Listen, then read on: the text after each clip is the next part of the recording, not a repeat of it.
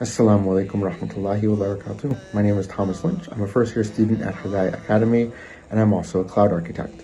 I've been a Muslim for the past 15 years and have been studying the religion for the past 12, including receiving a bachelor's in Islamic studies. Recently, when discussing with a friend of mine how I wanted to pursue a more traditional path, education in the religion, in order to gain a deeper connection with our faith, they suggested Hidayah Academy because they knew that, of course, as a working professional with a family and a wife, that it's hard to be able to set aside time full-time to study.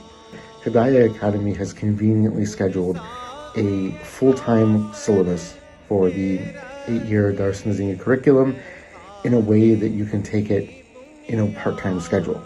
I would highly recommend it to anyone who wants to learn their religion, but at the same time doesn't have the ability to leave their job or doesn't have the time to take away from their family.